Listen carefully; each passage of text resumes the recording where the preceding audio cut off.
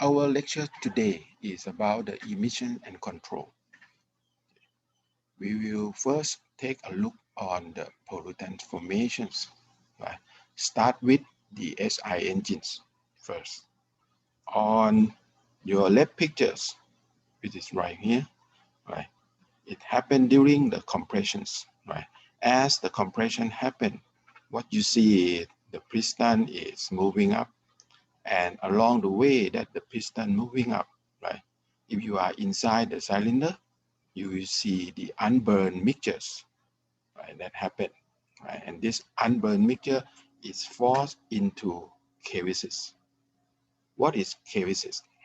Cavities is a small, narrow volume, right, between the piston ring and also a small volume, right, on the piston on the cylinder head. Okay, so all these unburned mixtures will fall into this small cavities. Okay, this small volume here, and then you also see the oil layers, right? The oil layers on the surface of the cylinders that will absorb the leftover hydrocarbon. Okay, and on the valve face here, you will see some deposits that is left over also, right? And this deposit will absorb the unburned hydrocarbon that left over, right? All this happen during compressions, right? And then combustion happen, right? Where the piston start to move down, right? When the piston start to move down, combustion happen right here. And what you see is you will see the nitrogen oxide, right? The nitrogen oxide forms, right? The nitrogen oxide can be formed in because of the high temperature burn gas. So this is the important factors, right? Due to the high temperatures that happen during combustions, the nitrogen oxide is formed, right? And also you can see we also have the carbon monoxide that also happen during these high temperatures, or it happened because of the fuel rich mixture that used in combustions, right? So in combustion, you start to see the emission happen, right? The emission happen because you start to see the nitrous oxide, the nitrogen oxides, and the carbon monoxide that happen in these combustion chambers. Okay, and all this happen because of during compressions. Right? We have the unburned mixtures, we have the hydrocarbon that left over, right? And it's, all these are absorbed in the oil layer or absorbed in the deposits, right? That uh, on the valve face here. And then during expansions, when the piston moving down, right? During expansions, when the piston is moving down, right? The burn gas start to cool down. The burn gas start to cool down. And that means there is no nitrogen oxide happens first because of the temperature reduced. And then there is no carbon monoxide happens later. Okay, so during expansions, right, there is no emissions produced. Right. Other thing that you will see during expansion is that the oil layer that first absorb the hydrocarbon, now they start to dissolve the hydrocarbon. Right. Okay, and you will see the outflow of the hydrocarbon from the cavities that we talked during compressions. Right. You can see that some of the hydrocarbon flow out from the cavities, and some of these hydrocarbon burn during expansions. Right? This is the amount of burning that we do not want to happen. Right? And another thing is you will see some entrainment of the hydrocarbon, right, from the wall, from the wall to the bulk gas, the exhaust gas that happen in here. Right? Okay. And then when it comes to the exhaust process, in the exhaust process, as the piston is moving up, right, the exhaust gas is forced to flow out, right? And during expansion, you see you have hydrocarbon come out from the oil layer, right? You have hydrocarbon come out from the crevices, right? And you see the hydrocarbon from the wall flow into the bulk gas. So this hydrocarbon come out as the exhaust, right? With the exhaust that go out. And along the way that the piston move, it will scrap some of the hydrocarbon off the wall. This will be another portion of the hydrocarbon that flow out with the exhaust gas, right? And the hydrocarbon that is absorbed by the deposit on the valve face here is also dissolved and flow out with the exhaust. So that's why the emissions happen, right? This is the mechanisms that form the emissions or the pollutants here. So since we talk about the SI engines, so let's look at the influence of the air-fuel ratio that have on the emissions. Right? Start from the least mixtures. For the least mixtures, right? The amount of the unburned hydrocarbons are very high, right? And these amounts start to decrease as the air-fuel ratio increase. That means if we go for more lean air-fuel ratio, right, the amount of the unburned hydrocarbon will decrease, right? Even for the air-fuel ratio that go beyond the stoichiometric ratio, or greater than 14.7 to 1. Okay. Apart from this, right, for the least mixture, the amount of carbon monoxide also increase. Like if you have the air-fuel ratio that is become a least mixtures, right, the amount of carbon monoxide also increase. But on the other hand, if you go for a lean mixtures, the amount of this carbon monoxide will be very low. Okay. However, right, even though the amount of carbon dioxide depend on how rich or how lean of your air fuel mixture, but the amount of this carbon dioxide can go up to just a certain amount, right? And then they will stay still, right? Because of there is no more burning of the hydrocarbon during the final part of the working cycle, which is the exhaust process or the exhaust stroke, right? Because there is no more burning, so there are no more creations on the carbon monoxide, right? Okay. So no more burning, that means no decrease in combustion temperatures. Okay, so no more CO happen. Okay. This graph show you the emissions that we talk about, right? It show you the amount of the emissions, that is the NOx, the unburned hydrocarbons, and the carbon monoxide versus the air equivalent ratio here. Right? In this graph, you see that, right, the NOx is getting higher and higher, the amount of NOx, right? If we go for leans to stoichiometrics, right? From lean to nearly stoichiometrics here, right? And it's getting decreasing, right? If we go for lean, right? So the maximum NOx will usually happen, right, near the air-fuel ratio close to the stoichiometric, no matter it's a lean or it's a lean mixture. Right? But for the unburned hydrocarbon and the CO, there is only one trend. That is, if you go for the rich mixture, the amount of unburned hydrocarbon is high, same as the carbon monoxide, right? If you go for a rich mixture, the amount is high.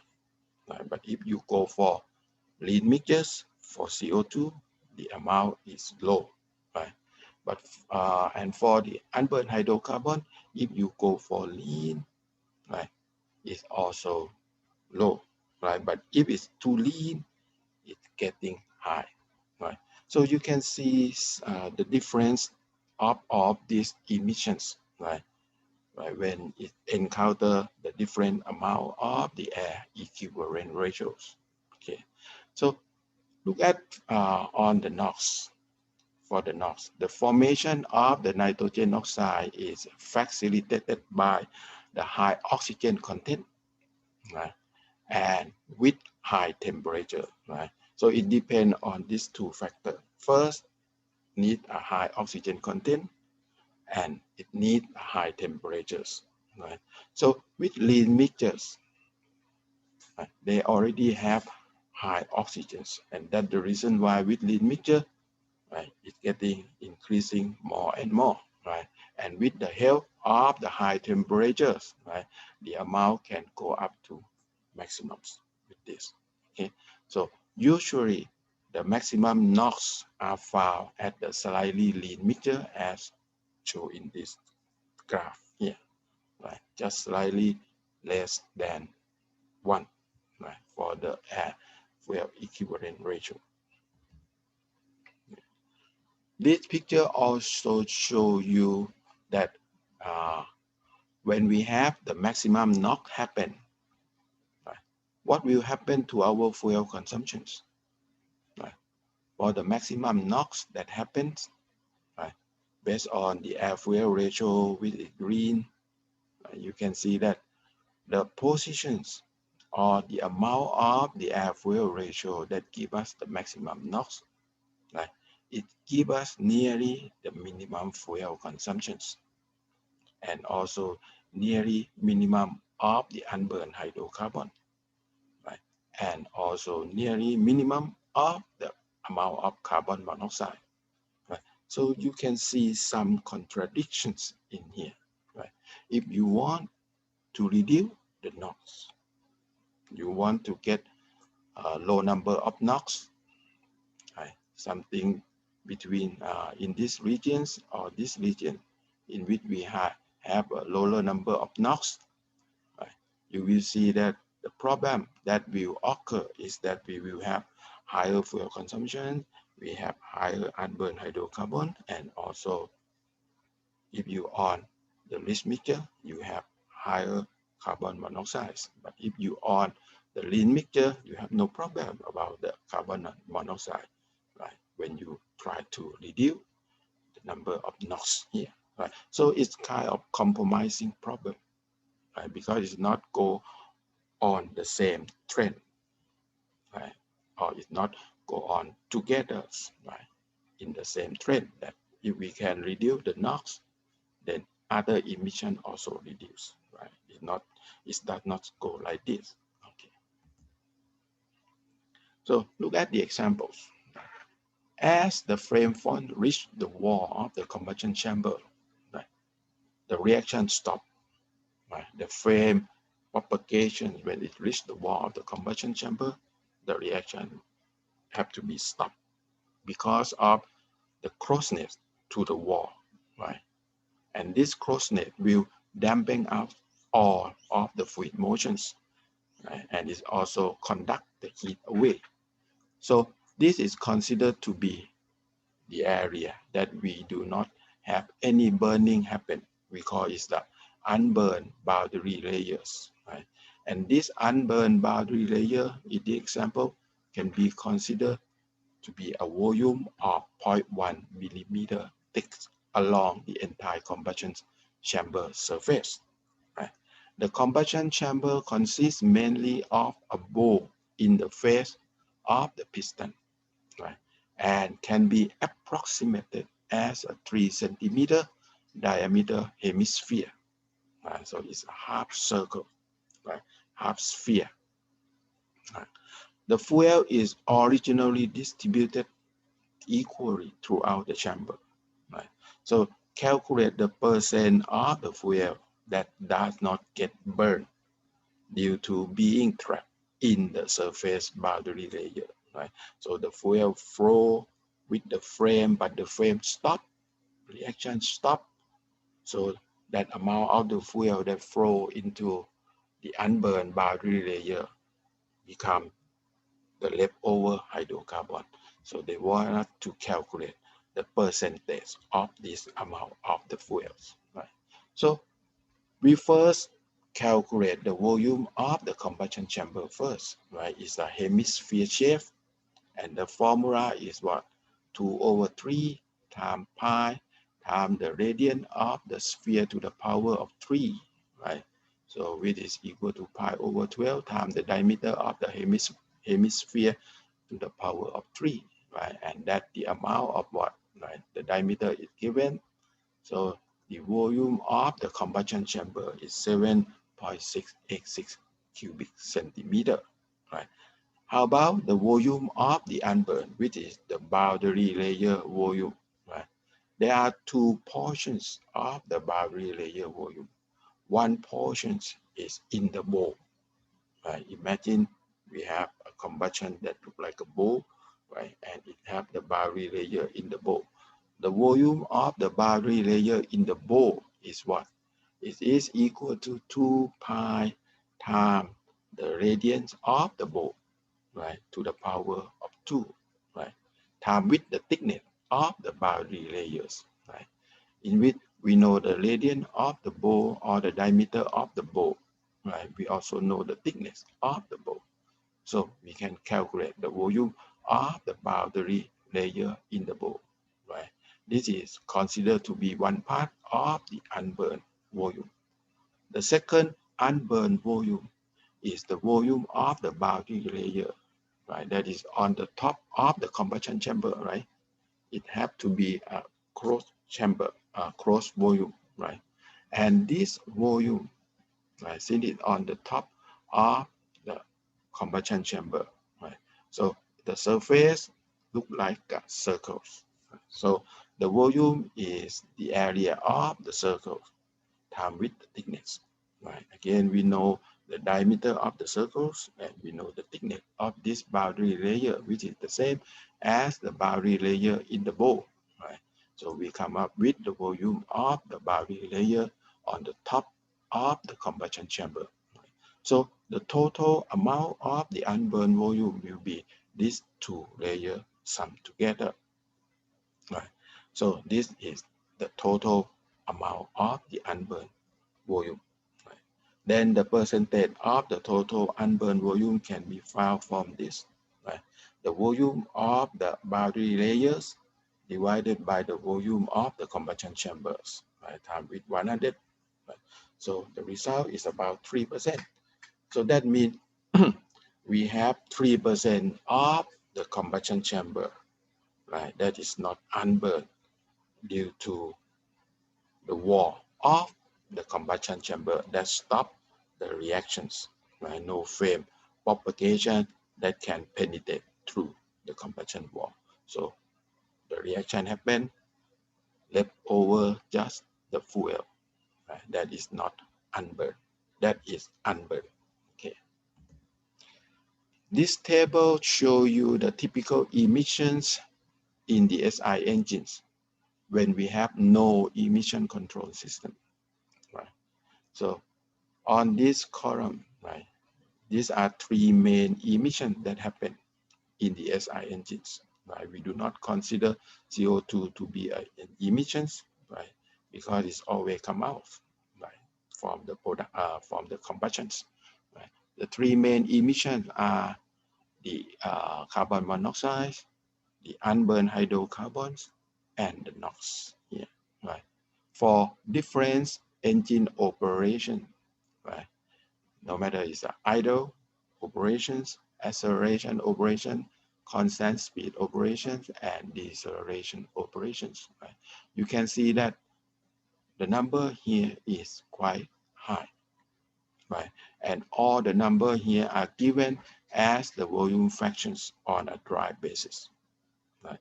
Since it's quite high here, right? So it's all of the main pollutants that are emitted, right? It emitted in a significant quantity in all operating mode here, right, as shown in this table.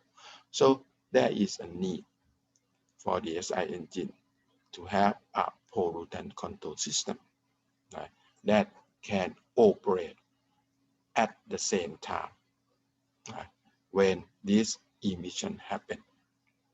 So there is a need that the SI engine need to have a pollutant control system, because under all engine operating conditions, they emit significant amounts of the emissions.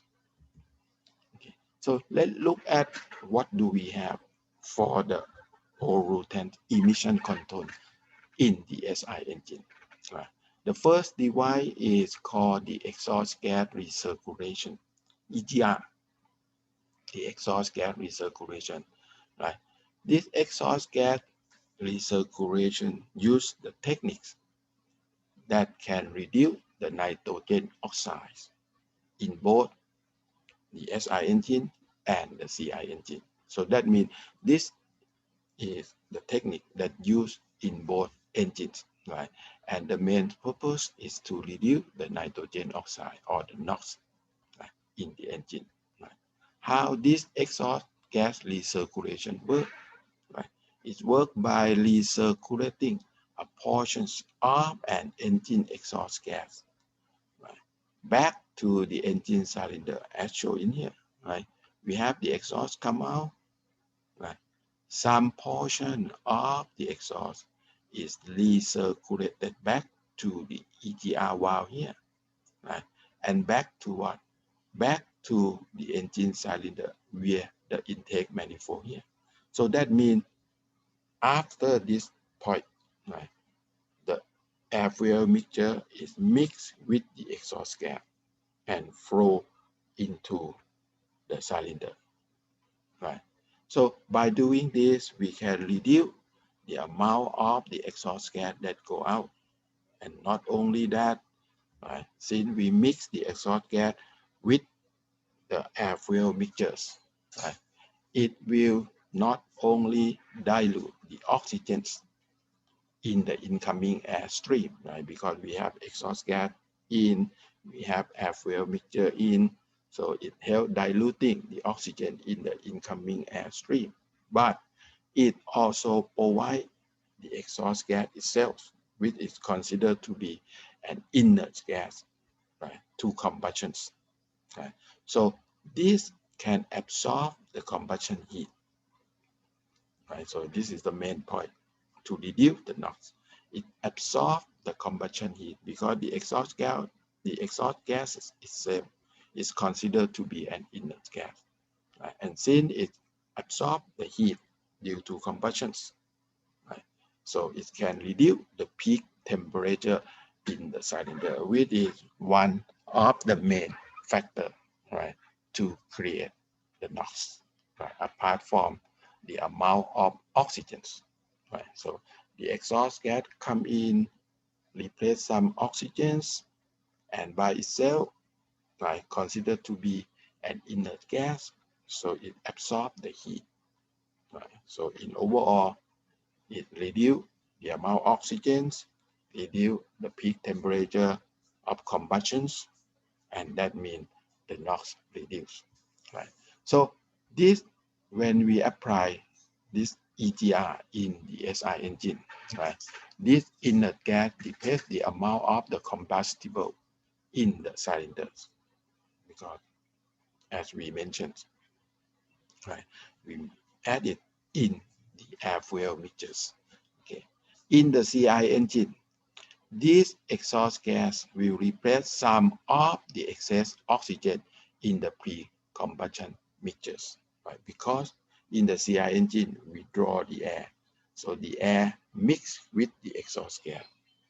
Right? So this exhaust gas is directly replace some of the excess oxygen in the pre-combustion mixtures. Okay. So in overall, the concept of using the EGR is to control the NOx formations by diluting the mixtures, right? Reducing the oxygens, right? With the inert gas, that is the exhaust gas itself. And the result is reducing the peak temperatures, right? So if you look at the concept that go like this. It is the same results, right? That is given by increasing the air fuel ratio. That means it's compatible with using the lean mixture, right? By not increasing the amount of oxygen. That you have lean mixture without increasing the amount of oxygen, right? Okay, it's the same concepts, right? But the second one is hardly to do, because if you want lean mixture, you have to bring more air, and that means you have more oxygen. And with more oxygen, you have a chance to create NOx. Okay. Yeah. So this picture shows you the EGR device that is vacuum operated, right? We have the vacuum operated valve here, right? If we have high vacuums, right? Okay, it will push this valve to open, right? And then the exhaust will bypass and go into the intakes here.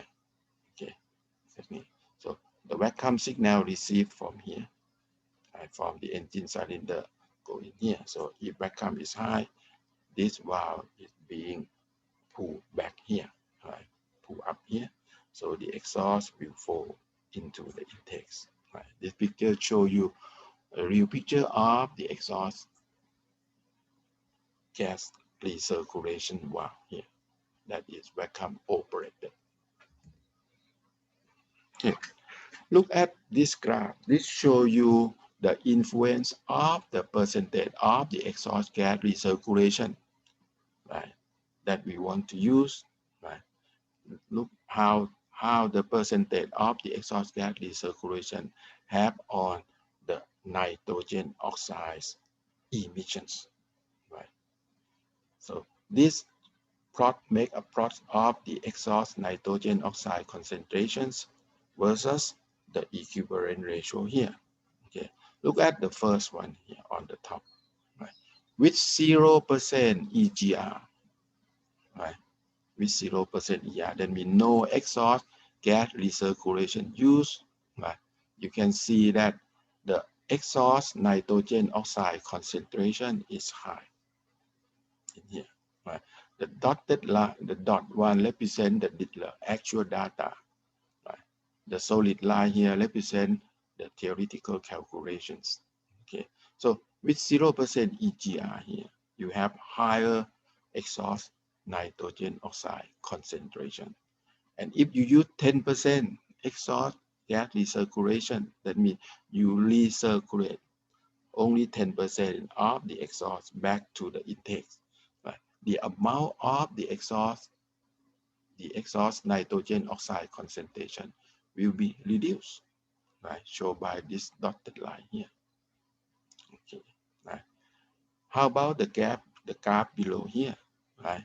This graph show you with without the frame of the NOx, right?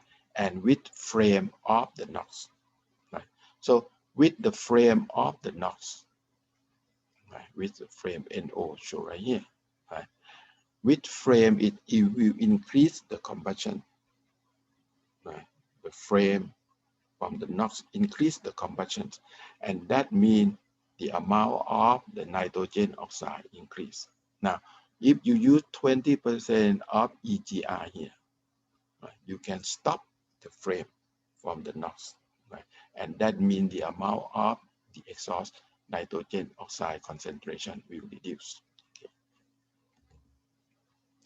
This graph shows you, right, that if you go for higher EGR,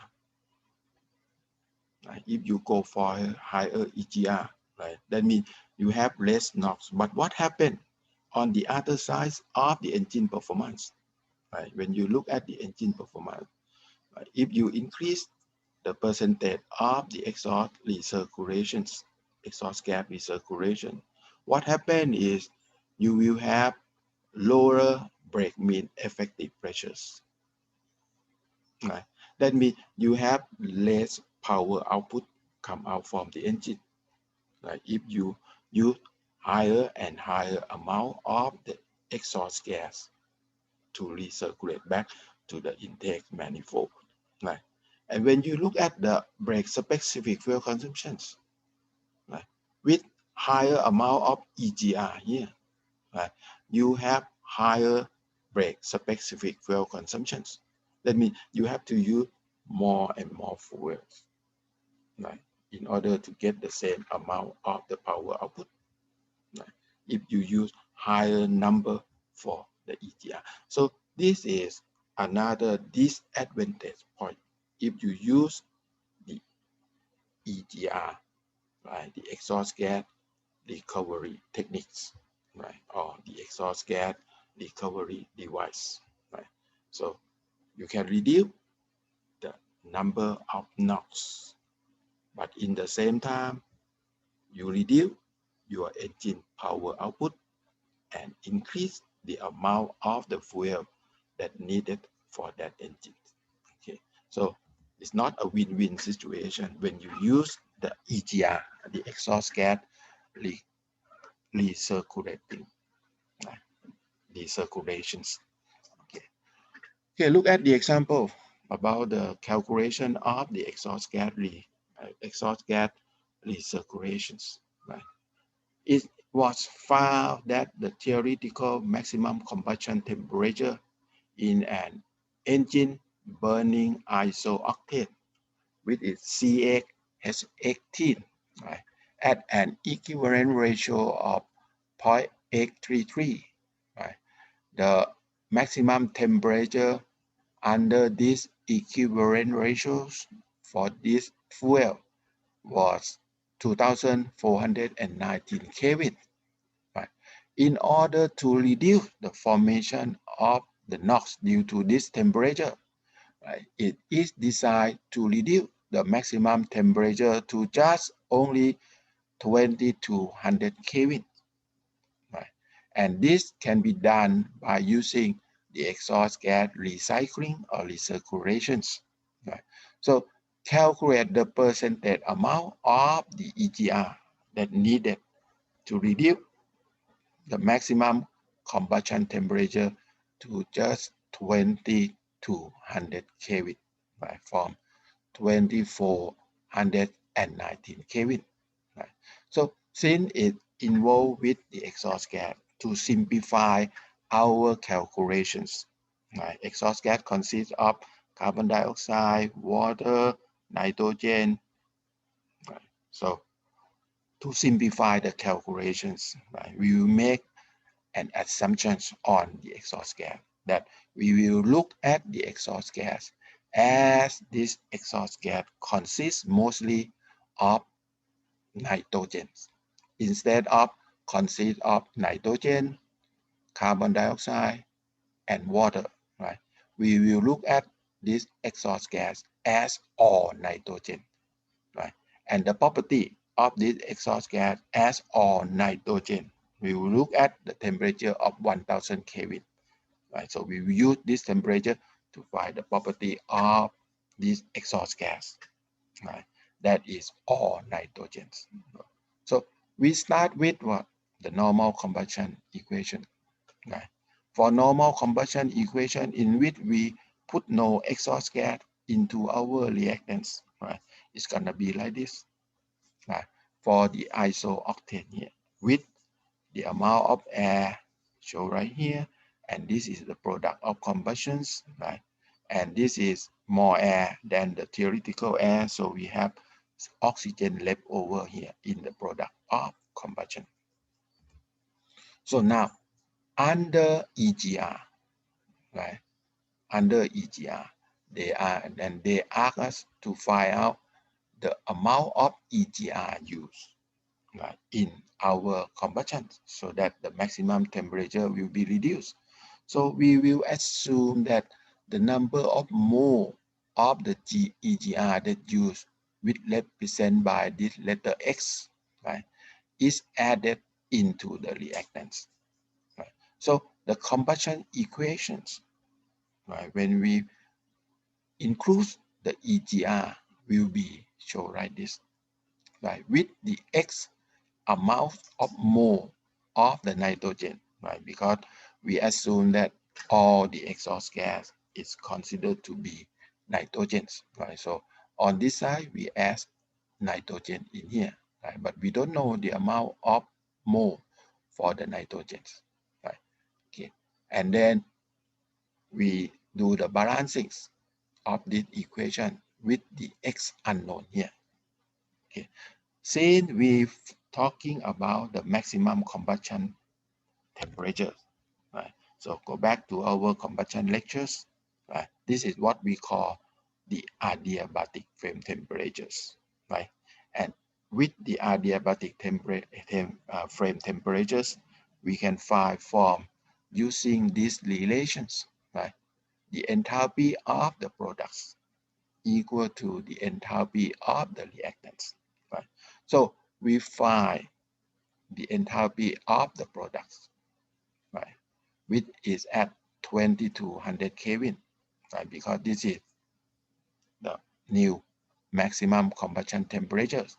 And we find the enthalpy of the reactant, which is at 700 Kelvin, right? We found it from the table in thermodynamics, right? Okay, so on the products, we have 8 mole of the carbon dioxide, right? So it's time with the enthalpy of formation as standard conditions and the change of the enthalpy for the carbon dioxide when the temperature is at 2200 Kelvin, right? Plus 9 mole of water, right?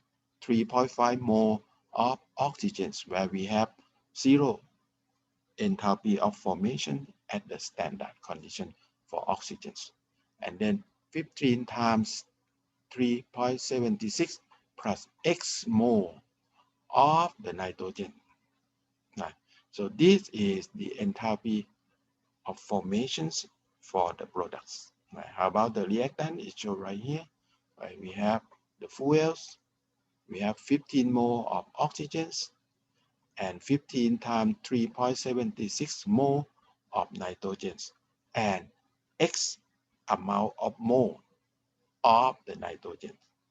Right. So these equations will help us to solve the X here, right? And we found out that the number of mole for the exhaust gas that need to be recirculated in the intake manifold, it have to be 16.28 mole, right?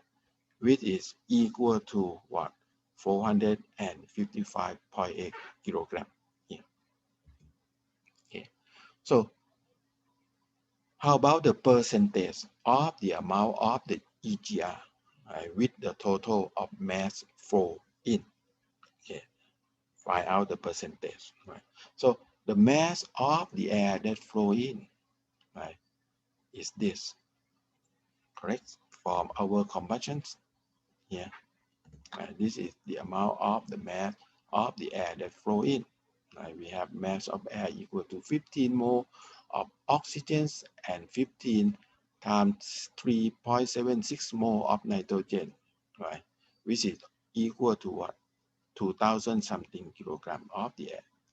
The mass of the fuel vapor, right? We found from the molecular mass times with 1 mole of the fuels is 114 kilograms. So the total amount of the mass flow in, right, will be the mass of the air, the mass of the fuel, and the mass of the exhaust gas. So the percentage of the exhaust gas recirculations is what?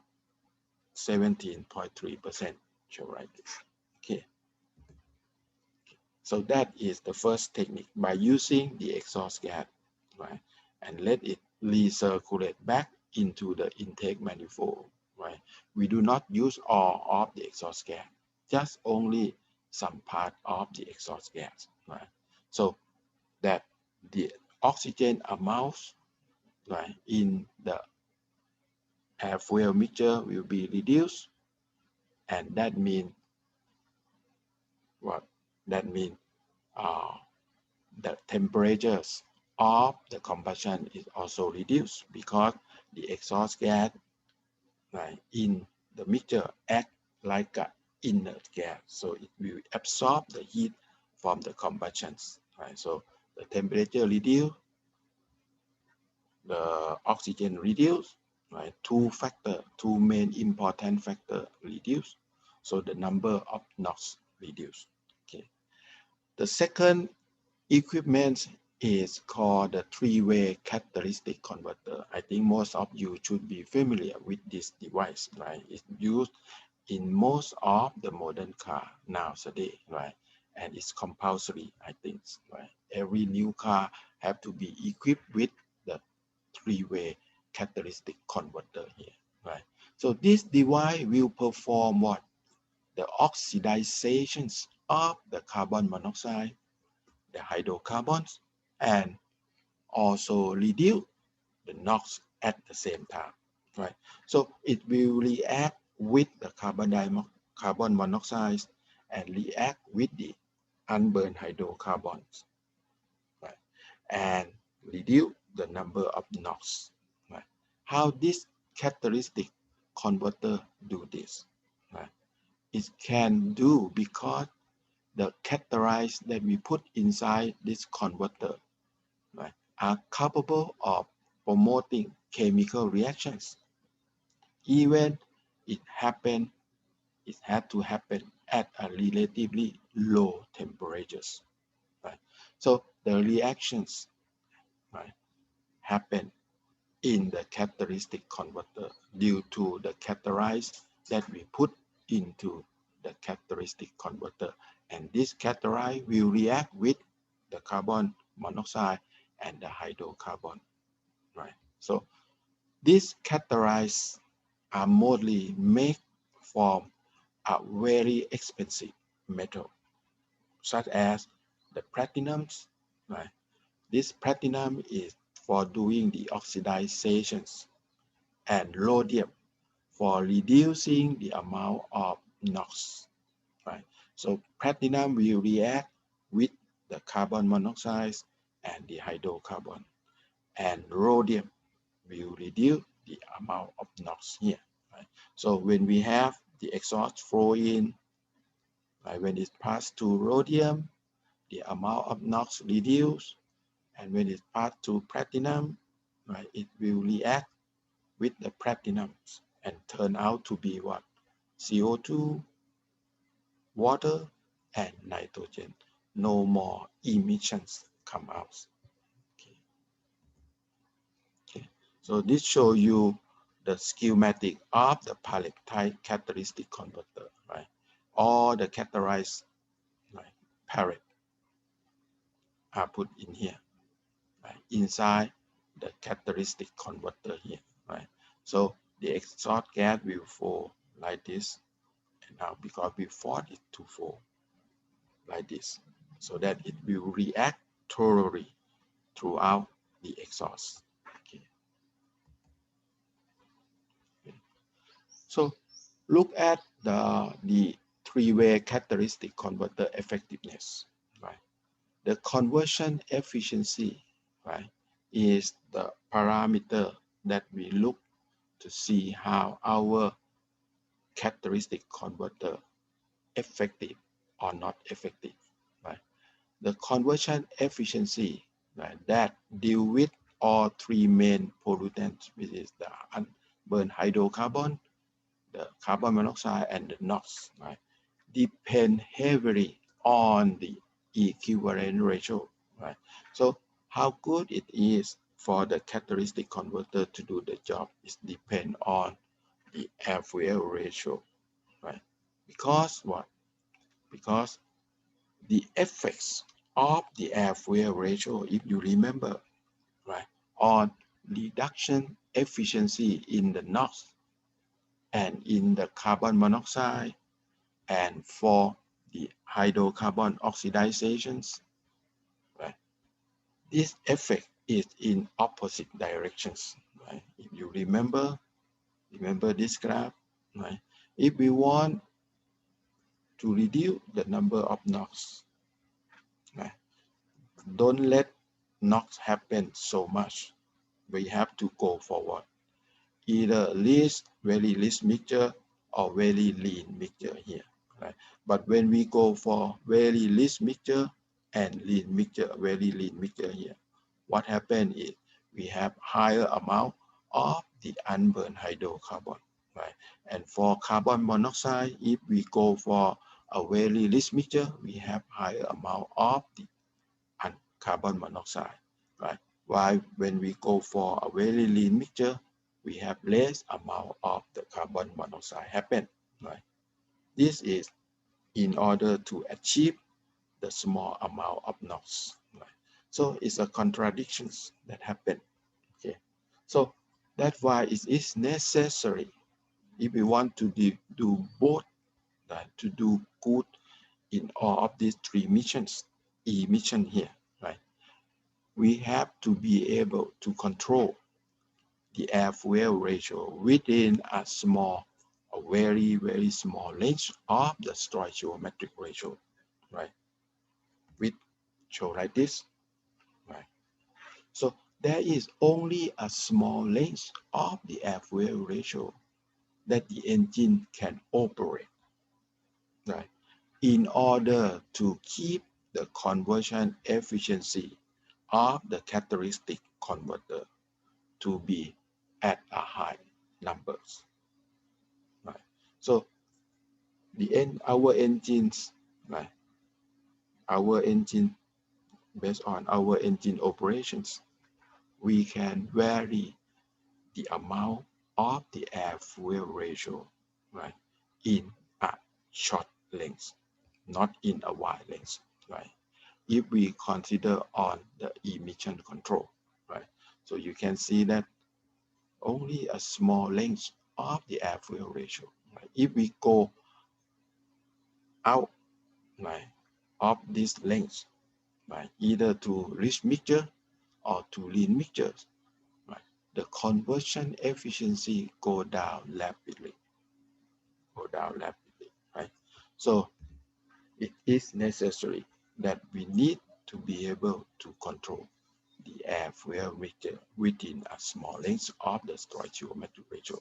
And that means what? We need some device for us, right? Some device to help us to do this job, right? So an oxygen sensor come in because of this. Right? We need an oxygen sensor, right? And we put it in the exhaust gas flow, right, in order to monitor the amount of the oxygens, right? And that means we can control the amount of the air-fuel ratio within the length, right, to keep the conversion efficiency at a high number. Okay. This picture shows you the locations of the oxygen sensors, right, and also the EGR here, right, the EGR here, that we have a recirculation valve in here, right? So the exhaust flow in, right? And if we open the EGR, this recirculation valve will open and some of the amount of the exhaust gas will go and mix with the air fuel mixture here. Okay. And our oxygen sensor is here, right, in order to measure the amount of oxygen, right, that flow out with the exhaust, right?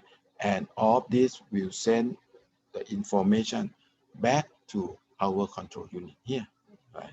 So the engine, the fuel metering system can act properly to control the amount of the air fuel mixtures, right? So that this device, the characteristic converter, can operate on a high conversion efficiency. So look at inside the oxygen sensor, right? It consists of what?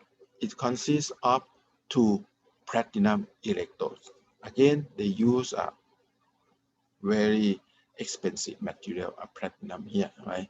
So they use these two electrodes that will provide an output voltage this output voltage will correspond to the amount of the oxygen in the exhaust compared with the amount of the oxygen that is in the atmosphere, right? So the sensor look like this, right? The exhaust will flow through, right? And the platinum, two platinum electrode here, will detect the amount of the oxygen inside the exhaust gas, right? And send the result in terms of the voltage here, right? So if the voltage come out to be 0.0, 0.2 voltage here, right? Or 200 millivoltage here, right? For the DC, the direct current, right? It give us that it is a lead mixture, right? And if it come out as 0.8 voltage, it will be a lead mixture here. So higher voltage represent a lead mixture, and lower voltage represent a lead mixture here. So some engines, right, some car manufacturer, right, use more than one oxygen sensor, right? So one oxygen sensor may be located on the exhaust manifold, right? So it sends all the exhaust that come out here, right? So with this, right, they know that which exhaust is good or which exhaust is bad, right? And then they have another exhaust, another oxygen sensor, like just before entering the characteristic converter here, right? So this oxygen sensor, right, look at the combinations of the exhaust from these two engines here, right? This two side here. So this is one exhaust manifold. This is another exhaust manifold, right? So each exhaust manifold have its own oxygen sensor, right, to monitor itself, and then they have another oxygen sensor, right, to monitor when all of these exhaust combine together before going to the characteristic converter here. Okay. And oh, okay, they also have another oxygen sensor right here, right, to monitor the characteristic itself, that after all the exhaust part here, right, it's supposed not to have any oxygens, right? Right. So they put another oxygen sensor here, right, in order to detect the amount of oxygen that might happen after all the exhaust pass to the characteristic converter. Okay, so that is the emission control for the SI engines. Okay, how about the CI engines? Right. For the CI engine, again, we have to look at the formation mechanism, right, of the emissions that happen in the CI engine. Right. So to look at this, we look at the combustion region. Right. This picture shows you the combustion regions in the CI engines, right, in which these combustion regions can be classified into 4 zones, right, 4 zones here. The first zone, we call it zone A here, which represent a small area, right, along the way of the combustion regions to the farmost of the combustion region here, right? So this zone consists of partial oxidation products, especially for the hydrocarbon, right? So you don't have fully oxidation happen, right? Only partial oxidation that happen in this zone here. And then zone B, right? Zone B occupy most of the combustion regions, right? A big portion shown here, right? In this zone, we have a complete oxidation product here, right? Happen in this zone, okay? And then zone C, right? This zone C, right, on the other side of zone B here, right? This zone C have two characteristics, right? If it at the part load conditions, right? Inside this zone C, you will see the complete oxidation products and also the NOx, right? During the part load conditions that happen for the CI engine, okay? But if the CI engine operate under full load, right, this zone C here will consist of partial oxidation products and particulates. Right? So this zone C is the important zone because it is the zone with emissions, right? Either NOx during part load or particulates or particle during full load here. So this is the important zone in terms of our emissions control, right? Zone B and zone A. Zone A is also important, but not as zone C, right? Because it have the hydrocarbon that left that is unburned happen in here. Okay. In zone B, we have complete combustions. Right? And how about zone D? Right. Zone D, we have partial oxidation product happen here, and also some particulates happen here. Right. So in terms of emissions, when we look at the combustion regions, right, we have to be concerned most on zone C, right, and on zone D. Yeah, right, because we don't want NOx, we don't want particulate to happen, right?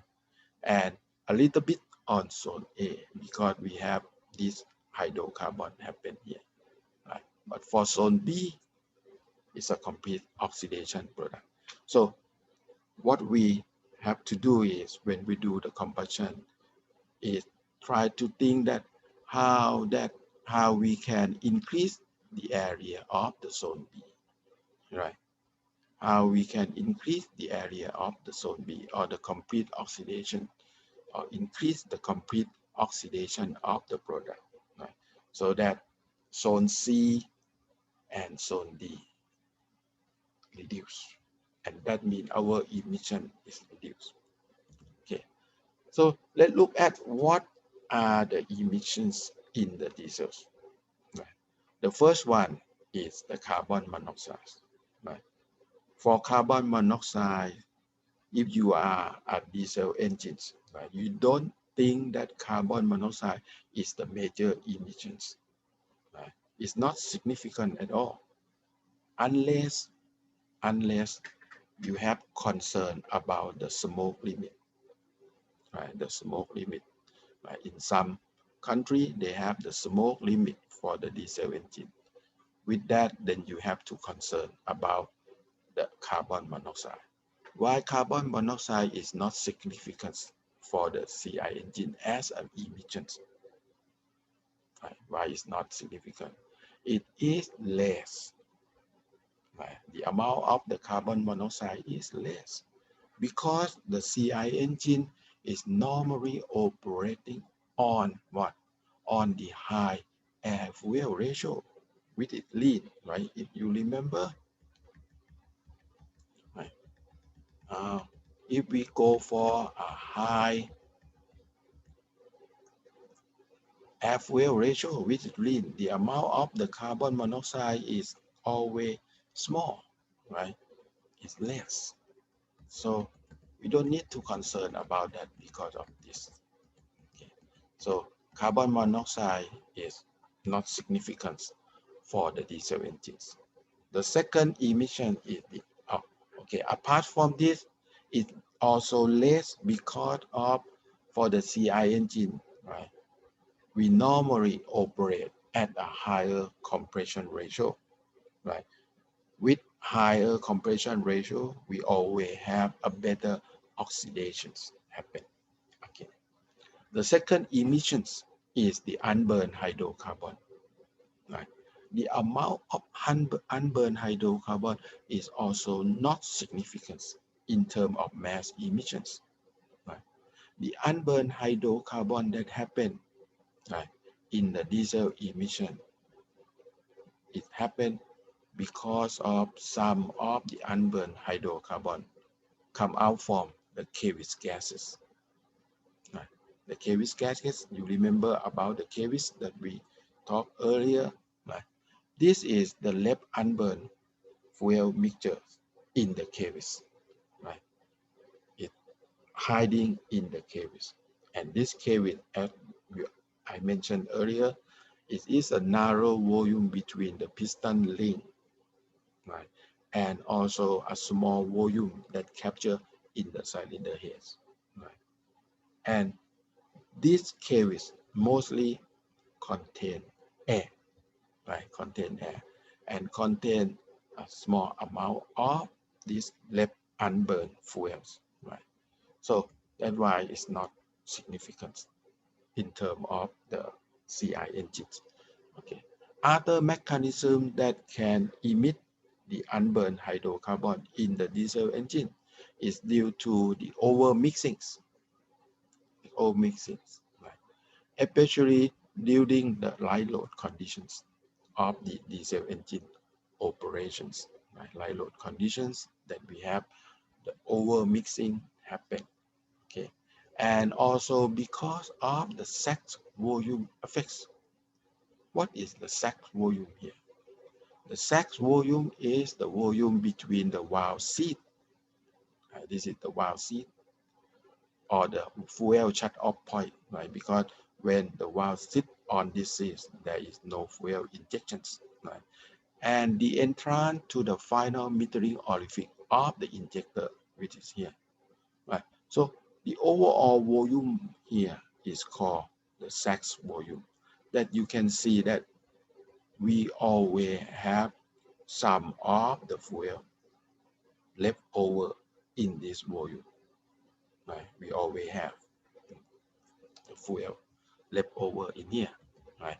And this will cause the fuel injector to deliver the uncalibrated excess amount of the fuel when the engine is operated under closed throttle, right?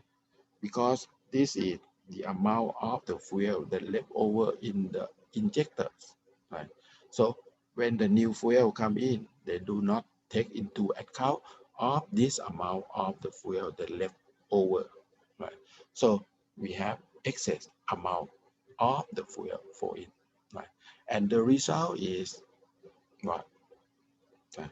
And the result is we will have a high vacuum conditions that happen in the intake manifold, right? This high vacuum condition happen when the engine is in decelerations or in the idling conditions, right? So the vacuum getting high in the intake manifold because of this, right? Hydrocarbon is not significant, right, in terms of emission for the CI engine, but their effects is significant, right? The effects from the hydrocarbon is on the odor and toxics, right? Because what? Because this hydrocarbon can be absorbed in a fine particulate matter that come out and considered to be an emission for the CI engines, right? We have particulate matter come out with the exhaust, and this particulate matter, right, can absorb the hydrocarbon that left over, right? So we can smell it, right? We can smell the unburned hydrocarbon from this particulate matter, and it is a toxic for us. Okay. Number 3 emissions, right, is NOx. NOx is very important emissions from the diesel engines, right? NOx is very important. So far, we have no attractive lean NOx exhaust treatment yet. Right? That means what? The equipment that we use to reduce the NOx at present, right, is still not good enough. Right? That's what they said here. They mentioned here. Right? No attractive lean NOx exhaust treatment yet. Right? So we have to try to think out about the new equipment that can do a better job on the NOx emissions. Okay. Number 4 is PM, particulate matter or particulate matters. Right? This is very important, right, in terms of the CI engines. Right? As we experience nowadays, right, in Bangkok, right? every day we have about the PM problem, right? It's all come from the CI engines or due to the burning that happened. Okay, so PM is considered to be an important emissions, right? The submicron particle, that means a very small size of this particle, right, can create the health effects because it can fall in through our nose, right, pass to our lungs, right, and stay there inside our bodies, right? That create the health effects to us. Okay, so all these four emissions, right, no matter it's the carbon monoxide, the unburned hydrocarbon, the NOx, and the PM, right? For the CI engines, only two that is very important, and that two is the NOx and the PM. Okay, so let's look at the particular matters of PMs. Right? As the exhaust emissions, this PM, right, present as a visible smoke. Right? Whenever we see the smoke come out from the diesel engines, that is the particular matter. Okay, and it is also a corrector. This PM is a corrector of the organic and inorganic material from the engines, such as what? Such as the partially oxidized fuels, right, that is not fully oxidized. The fuel that is not fully oxidized, like we call it the polycyclic aromatic hydrocarbon, PAH, the polycyclic aromatic hydrocarbon. Right? It is a partially oxidized fuels. Right? Also from the lubrication oils, right? From the lubrication oil that have zinc, have phosphorus, have copper in it, right? Inside this lubrication oil. Also from sulfates, right? Because the sulfate inside the fuels, right? We oxidize into sulfur dioxide when it reacts with the oxygen and the heat, right? And then when it fall out, right, to the atmosphere, it becomes sulfur trioxide, right? Sulfur trioxide when it fall out to the atmosphere, right? Why it can become the sulfur trioxide? Because it's combined with the water vapor in the air, right? That is in the atmosphere. And this sulfur trioxide will become the sulfuric axis or the axis plane that create a big problem, right? Especially in the America continents, right? Such as in in Canada, right? They have the axis plane. Even in China, they also have this. Okay, so it all come out from sulfurs in the fuels. Okay, the particular matter is first, right, when it start forming, right, it will form as a soot that consists mostly of carbon, right, carbon material that is in the fuels, right. So PM form as a soot at the very beginning, right, during the combustion process here. So this is picture show you the sizes of the particle pollutions, right? PM90, the sizing is about a 5%, right? And PM50 to 70, the sizing is about the human hair, right? And PM10 is about the dust particles, and PM2.5, right, is a soot particle here. And this is the smoke that we don't like it to happen, right? It's dark smoke here. So that means a lot of PM come out. Okay. This PM have a high effective absorption surface area, right? Equal to what? 200 square meter per gram, right? That means if this PM have the surface area equal to 200 square meter, it can absorb the material equal to 1 gram here, right? So that means when this PM flowing away from the cylinder, when it's flowing away from the cylinder, right, the partially oxidized fuel and the lube oil that flow out, right, can condense on the soot particle during the expansions and the exhaust processes. Right? So PM will not flow out only itself, but it carry with it the partially oxidized fuels and the lube oil, because it can absorb this when this partially oxidized fuel and lube oil condense, right? And it happens during expansion and during the exhaust stroke here, right?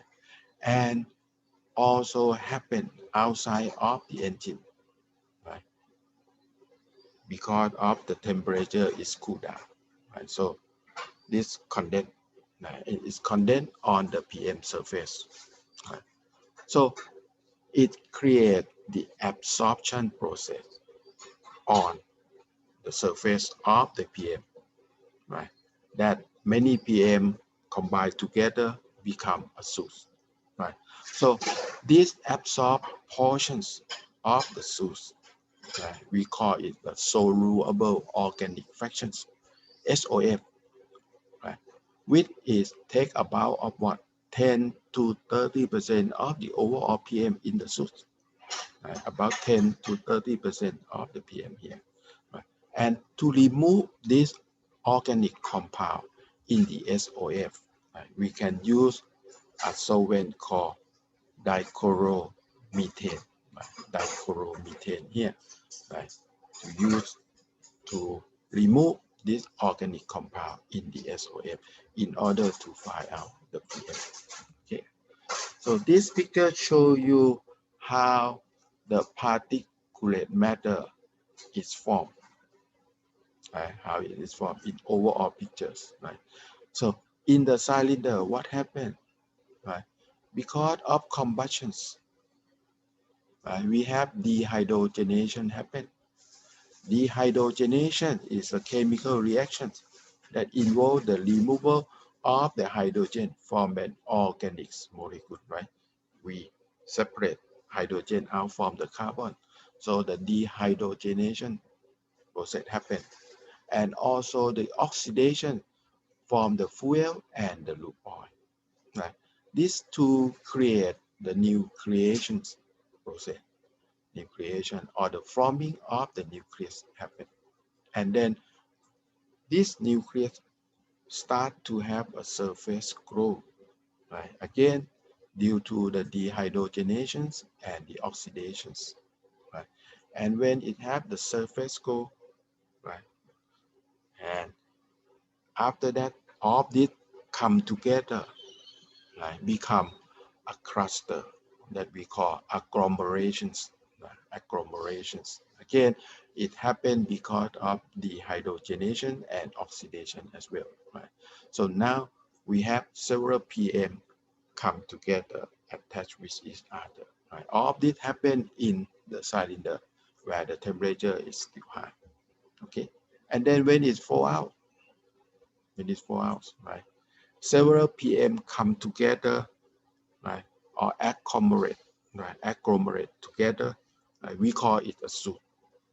We call it a soot, right? And then this soot, right, start to absorb the unburned hydrocarbon, the lube oil, right? All of this will cover on the surface of the soot, right? We call it the absorption, right? And also when the condensation happen, right, this soot starting to be the SOF.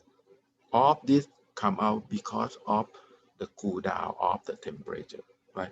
So PM, several PM come together, become soot, and then absorption happen because the soot have the absorption effective area as we mentioned in the previous slide, and then condensation happens, so soot become the SOF. Okay. So this picture gives you that the how PM can gradually become soot, right? Because if more and more hydrogen is removed, right, PM starting to become soot. That means several PM start to attach together and then become soot here. Okay. Okay. This picture shows you the substructure of the carbon particle, right? So it starts with the platelet, small size in nanometers, right? Several platelets attached together become a crystalline, and then several crystalline attached together become a particle, and several particles attached together become a soot, right? And on surface of the soot here, the absorption process happen, right? Because it will absorb what the semi-waterized compound, right? And it will absorb on the surface of the soot here, right? And later with the semi-waterized that condense, right? We call it the aerosol here, right? It becomes the SOF. The whole thing becomes the SOF. So absorptions and then condensations, right? To create the SOF. Okay. This table gives you the typical emissions that come out from the diesel engine when we have no emission control system, right? So in here we have carbon monoxide, hydrocarbon, and the NOx, right? As we already mentioned, the carbon monoxide and the hydrocarbon is not important, right? The number that you see here, when you compare with the number on the CSI engine, you can see how big difference it is, right? This is 2, this is 4,000, right? In terms of thousand, this is in terms of 10 of thousands, right? But for the CI engine, the number reduced to only what, 0.4, 1,000 in the order of 100 or in the order of thousands when we talk about these relations. Okay, so that's why this CO and hydrocarbon is not an important emissions, right, for the CI engine, right? But look at the number of NOx here. It's pretty much the same as the SI engines, right? So all the value here are given as the volume fractions on a dry basis, right? So in overall, you can see that the carbon monoxide and the hydrocarbon emissions are particularly low, right? Because of the high air-fuel ratio that used in the CI engine. NOx emissions are on the same levels, right, as the SI engines, right? But these NOx emissions, right, can be controlled in the CI engines by using what? Using a specific characteristic converter, such as SCR. SCR is stand for the selective characteristic reductions. Okay, reductions. So we have to use this device in order to reduce the NOx. But as we already mentioned earlier, right, this device is still not effective enough in reducing the NOx. Okay. On the other hand, right, the particulate emission we do not mention in here. Right, we do not have particulate matter or particulate matter here. Right. In fact, these particular emissions are very, very high, right? So in the diesel engines, right, we need a specific particulate trap, right, in order to reduce these particulate emissions that can go out from the diesel engine. Okay, so look at how we can reduce the diesel emissions, right? First, through the use of the fuel injections. That means we need to go for higher injection pressures, right? go for higher injection pressures, so the emission will be reduced, right? Or using multiple pulse per cycles. That means instead of injection the fuel once, right, we have to inject the fuel not only one time during the combustions, right? Or by using the more accurate injection fuel rate, right? Provide the exact amount of the injection rate that required for the combustions, right? And also improve the injection timing control, right? Inject the fuel at the time that is most suitable for combustions to happen. Okay. Number two is by optimizing the design on the combustion chamber geometry, right? Making a good shape of the combustion chambers, right? So the combustion can happen fully. Oxidation can happen fully, right, in the combustion chambers, right? And also with a good combustion chamber geometry, right, you can have a good air motions that well match with the fuel injection system, so that the fuel and air can mix together easier, okay, and getting a homogeneous mixtures, okay. Number three, by using the exhaust gas recycle, right, same as in the diesel engine, right, for NOx control, right, because using the exhaust gas recycle, right, you can lower the temperature in the combustions, right? But remember, lowering the temperature in the combustion chamber, you reduce the number of NOx, but in the same time, you reduce the thermal efficiency of the engines. Okay. Number four, right? Use less lube oil, right? Or reduce the lube oil consumptions, right? So that you can reduce the amount of the hydrocarbon that being absorbed to the particulate, right? One reason is because the hydrocarbon is absorbed on the particulate surface. Okay, so if you reduce the amount of the lube oil for the engines, it means you reduce the high number of the hydrocarbon also. Right? Number five, right? Look for the exhaust treatment technology for NOx and PM. Right, this is on the way of developing. Right. Better way to reduce the NOx, right? Apart from using the SCR that we mentioned, apart from using the EGR here, right? Number six, using cleaner fuel, right? Use a better fuels, right? Okay. Okay. Let's look at how to reduce the particulate matter by using the particulate filters. Okay. A particulate filter that show right here is usually based on the ceramics. Honeycomb look like monolith trap, right? So it make from the ceramics, and the shape look like the honeycomb here, right? In which this ceramic monolith is divided into a high number of parallel channel or cell that show like this. That's why it said it look like a honeycomb here, right? And this channel is alternatively blocked and separated by a thin porous wall that have a thickness about 0.3 millimeter, right?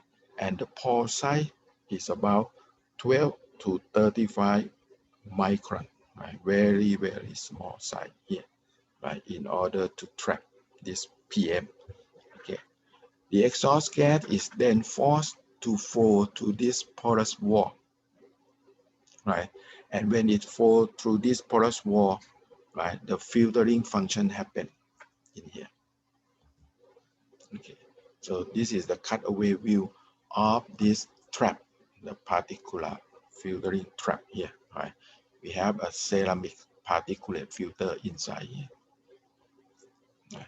All of the diesel engine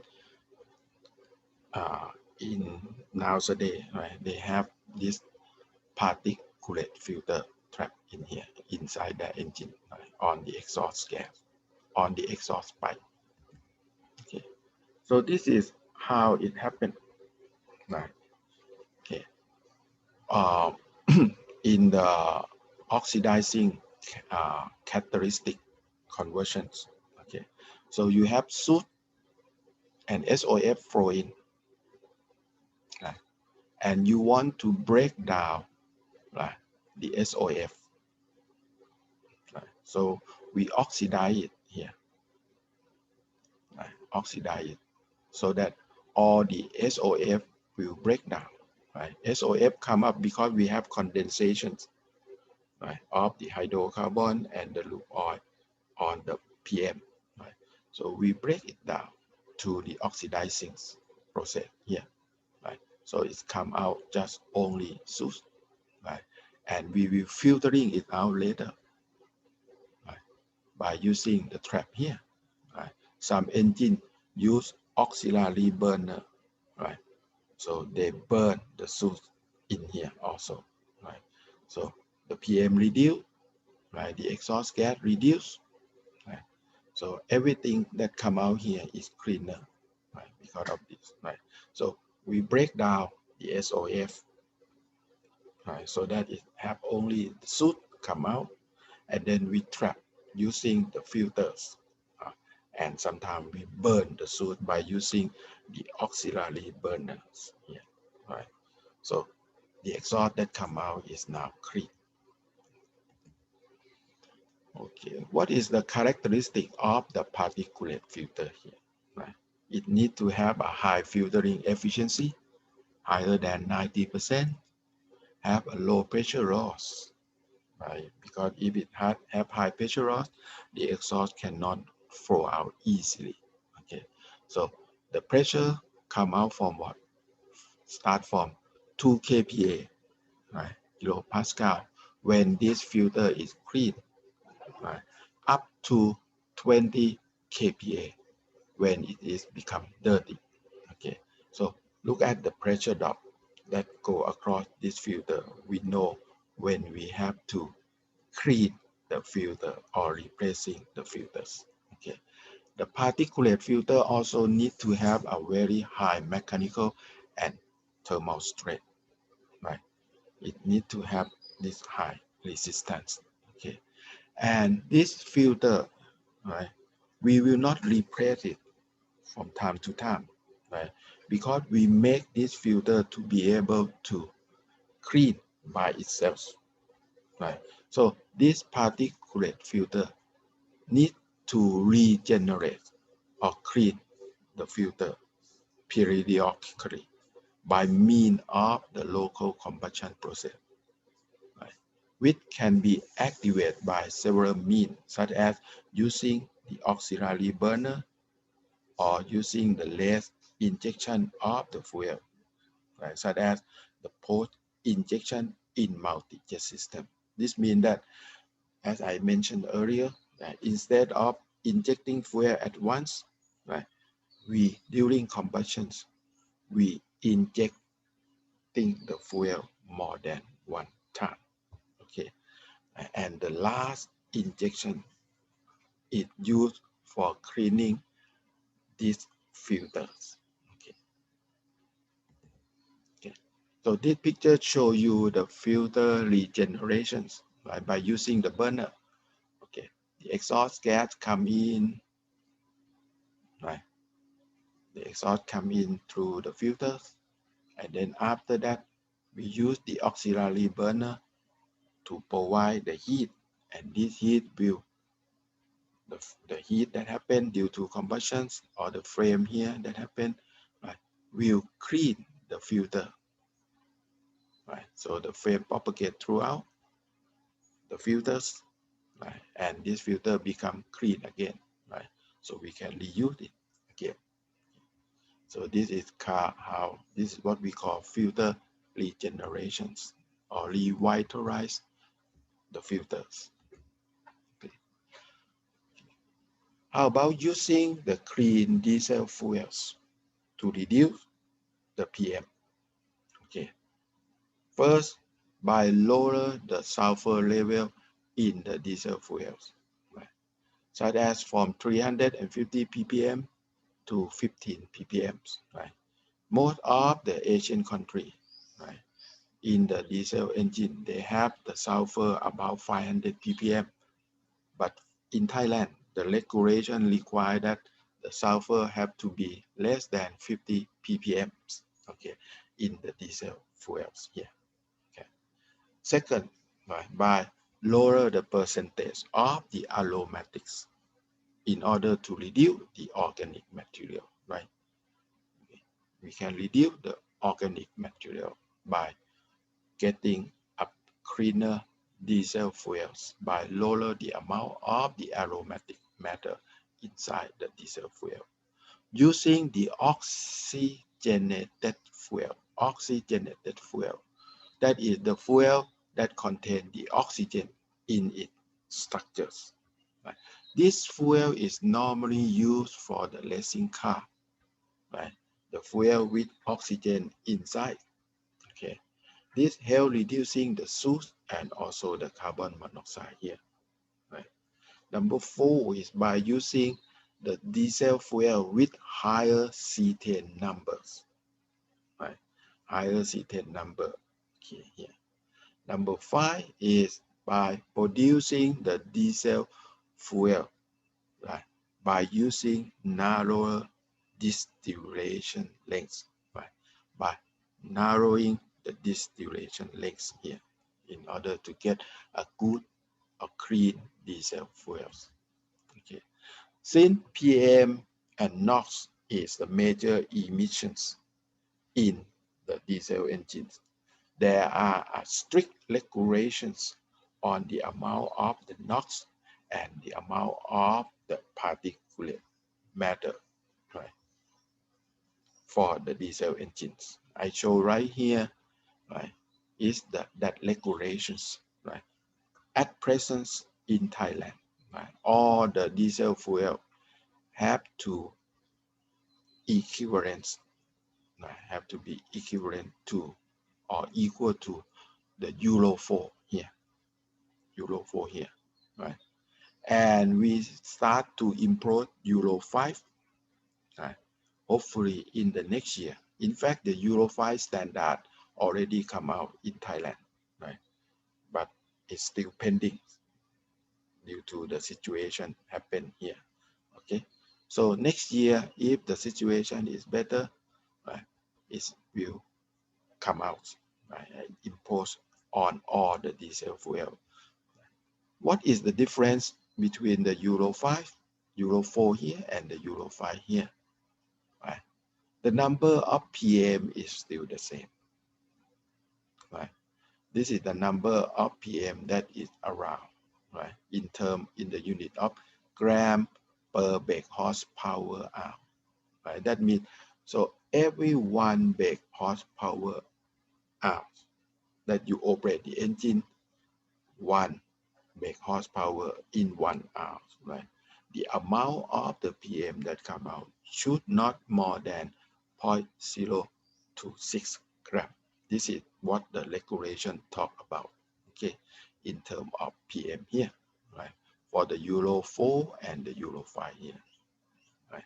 But for the number of NOx, it's different, right?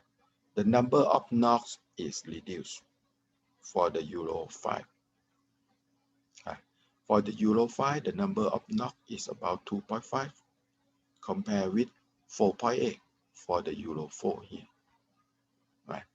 So Euro 5 and Euro 4, when you talk in terms of particulate matter, it's not so much difference. It's not different at all, right? Only the NOx that reduce. So if you want to reduce the number of PM that come out from the diesel engine, you have to go to the Euro 6 here, right? In which the number of PM reduced and the number of NOx reduced, right? But this still need time to go, right? But in the European country, they already go for Euro 6 here, right? But in Thailand, still not yet. Okay, so this emission regulation that show in the previous slides, right? present a substantial challenge to the diesel engine system design, right? Because more and more strict regulations will be imposed on the diesel engine in terms of emission, right? So you can expect lesser and lesser number on the PM and the NOx that will happen, right? So the challenging issue in order to accomplish or to overcome this challenge are what? First, the performance and AFC penalty, right? Remember, right? In the diagram that we talk about, right? When we look at the number of NOx, right? If we want to reduce the NOx, the NFC is not good, the output is not good, right? So this is what we call penalty, because low emission will reduce the performance and give you higher NFC. Okay, engine that come up with the PM or the NOx that meet the regulations will have a higher cost in manufacture, right? In manufacturing, right? Are difficult to maintain the reliability or better, right? Because you add more equipment in your engines in order to reduce the emission, right? So the reliability of the engine is reduced because of more components that you add on to your engines, right? And apart from this, all manufacturer or car manufacturer, they looking for the infrastructure support that will encourage them to produce the engine that meet the requirement of the emissions, right? Such as what? The incentive for them if they produce the low emission car, the tax deductions, right? For user who buy a low emission car, right? These are some infrastructure support that both the car manufacturer and the car user looking for. It have to come out from the governments, right? So that everybody will be happy with the emission that come out from the diesel engine. Okay, so that is it for our emission and control.